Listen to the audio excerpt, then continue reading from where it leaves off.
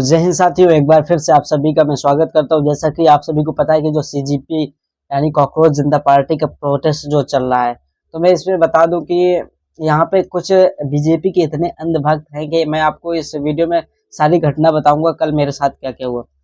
तो जो यहाँ पे सोनम वांगचुक जी और जो अभिजीत दीपके जी हैं, जिनकी वजह से प्रोटेस्ट 1 महीने तक चला, इनको बहुत बहुत धन्यवाद कि हम जैसे स्टूडेंट के लिए ये आवाज़ उठा रहे हैं। इनको क्या पड़े थे इस देश के युवाओं की आवाज़ उठाने के लिए। इनका तो घर और ये लोग तो अमेरिका विदेशों में जाके अपना अच्छी तरह से अपनी लाइफ को जी सकते थे, सेट कर सकते थे। इनको ना तो इनके लड़के अभी हैं कि जो गवर्नमेंट कॉम्पिटिटिव एग्जाम की तैयारी करें, लेकिन फिर भी इन्होंने देश के लिए और देश के युवाओं को और देश को आगे बढ़ाने के लिए एक कदम उठाए, जो कि सोनम वांगचुक जी 21-22 दिन से भूख हड़ताल पर भी थे, जिनको अभी पिछले दिन पुलिस उठा करके ले गई वहाँ पे जंतर मंतर से। तो इन सभी का मैं तहे दिल से धन्यवाद करता हूँ। हालांकि मैं वहाँ पे प्रोटेस्ट में नहीं जा पाया, लेकिन मैं एक बात कहता हूँ कि मैं कल एक व्यक्ति से मिला जो मेरे ही बगल के थे।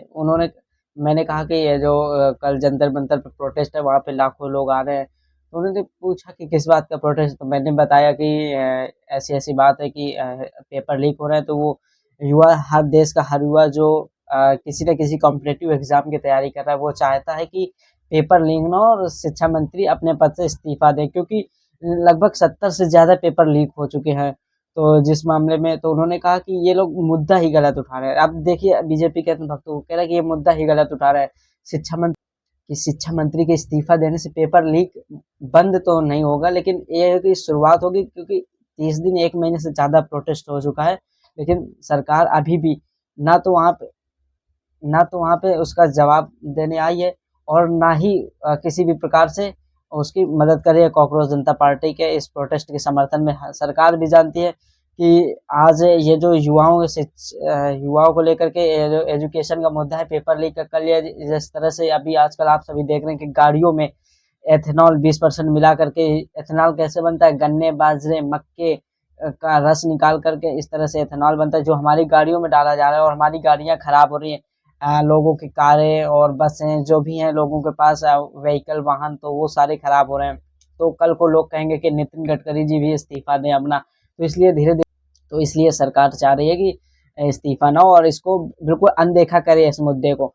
लेकिन आज हमारे देश के युवा हैं, जो स्टूडेंट है, हम जैसे स्टूडेंट, और वहाँ पे गए हुए हैं और वहाँ पे अपना प्रदर्शन करें, अपनी बात की शांतिपूर्ण ढंग से मांगों को रख रहे हैं। तो उसके लिए तहे दिल से जो भी लोग गए हैं उनको धन्यवाद मैं करता हूँ। तो उन्होंने फिर मैं उसी मुद्दे पे आता, तो उन्होंने मेरे से कहा कि ये मुद्दा ही गलत है, मुद्दा ही होना चाहिए कि आय पर मुद्दा होना चाहिए। और कहा कि इस देश में इसकी सरकार में, बीजेपी की सरकार में सबसे ज़्यादा लड़के गवर्नमेंट एग्जाम में सेलेक्ट हुए हैं, और वो भी बिना किसी करप्शन के, बिना किसी घूस के। मैंने कहा बस आपसे बात ही नहीं करनी है इन जैसे बीजेपी के अंधभक्तों को। तो ये मुद्दा हमारा नहीं, बल्कि हम सारे जितने भी स्टूडेंट किसी न किसी कॉम्पिटिटिव एग्जाम की या किसी भी चीज़ की तैयारी करें, तो हम सभी का मुद्दा है। और हमारे पेरेंट्स को भी ये कर्तव्य बनता है कि इस मुद्दे को उठाएं। और क्योंकि देखिए आज तक लगभग 20-25 दिन, 1 महीने के बाद आज तक कोई नेशनल मीडिया इस न्यूज़ को कवर करने नहीं आई। लेकिन कवर करने कब आई, जब सोनम वांगचुक जी को उठा ले गई पुलिस, और जब सारा मामला जब समझ में आया उन लोगों की अब ये सर से बाहर हो रहा है, तब उन लोग इस मुद्दे पे न्यूज़ कवर करने आया। तो जो हमारी ग्राउंड मीडिया है, ये जो यूट्यूब वाली मीडिया है, इस पर ज़्यादा विश्वास रहा है लोगों का, क्योंकि यही जो न्यूज़ मीडिया है, ये ग्राउंड रिपोर्टिंग कर करके हम लोगों को सारी सच्ची न्यूज़ दिखाती रही है। इसके लिए इन सारे न्यूज़ चैनल वालों को मैं दिल से धन्यवाद करता हूँ।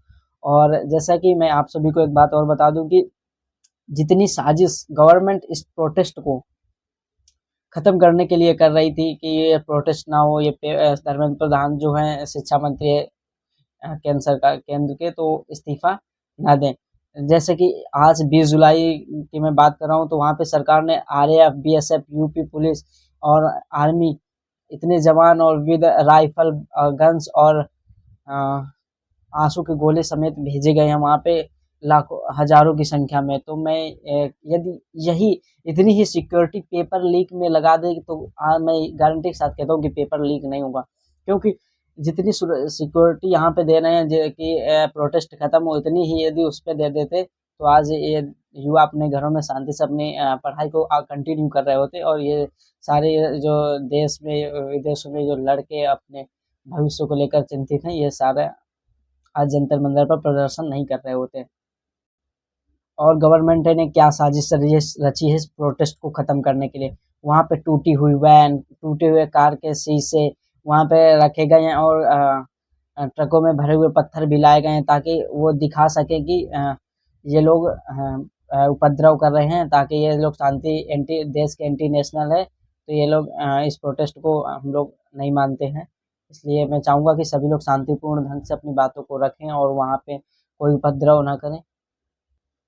और मैं जाते-जाते बस यही कहूँगा कि इस दोगली की सरकार को युवाओं के आगे झुकना ही पड़ेगा। तो आज के इस वीडियो में इतना ही, मिलते हैं फिर कोई इन्फॉर्मेशन आएगी तो मैं आप सभी को अपडेट दूँगा। तब तक के लिए एक कमेंट कीजिएगा प्यारा सा, और चैनल को सब्सक्राइब कीजिए ताकि आपको सबसे पहले नोटिफिकेशन मिल सके। जय